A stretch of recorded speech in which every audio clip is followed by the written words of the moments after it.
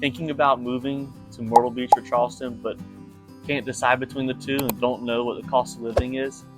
Well, in this video, I'm going to go over the cost of living between Charleston and Myrtle Beach.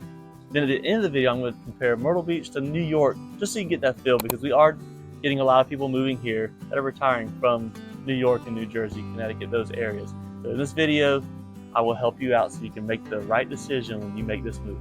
I'm Tommy Moore, your Myrtle Beach Realtor here with EXP. Subscribe to this channel, like this video, share it with your friends that are going through this process that need to know some answers. Feel free to reach out to me. My email is in the description, along with my social media, so you can follow me there. Let's get talking about the cost of living. To start with, South Carolina as a whole is 10.7% lower than the national average. That's pretty good living, especially when you're coming from higher states above the national average. When you want to move here, your money's going to go further. But just because we're lower than the national average as a whole state doesn't mean all the cities and areas will match that. Myrtle Beach and Charleston are both tourist-driven areas, so we do bring in more of the income for the state, I guess you could say. So our cost of living is going to be higher than some of the more rural areas throughout the state. As an overall score, Charleston is 12% higher than the U.S. average, while Myrtle Beach is 9.6% lower than the U.S. average. So that right there can already tell you that there's going to be a big difference between living in Myrtle Beach and living in Charleston.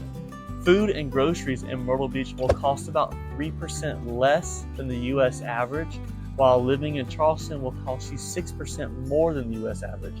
So your money's going to go further when you're trying to buy food to feed your family to stock your fridge up if you're living in Myrtle Beach versus living in Charleston.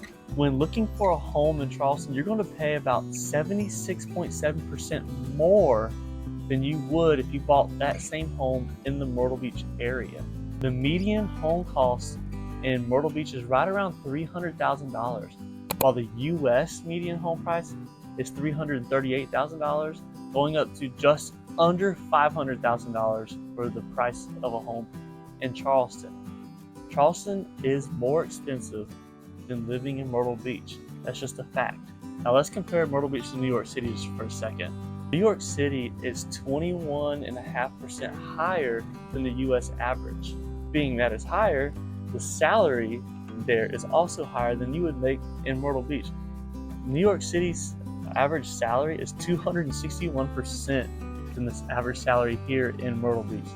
So although you're spending more in New York City, you're also making a lot more money on your salary in New York City compared to Myrtle Beach.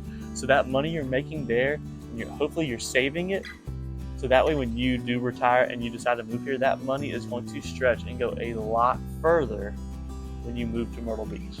Well, there it is, some of the costs of living of Myrtle Beach compared to Charleston, and a little bit of New York City.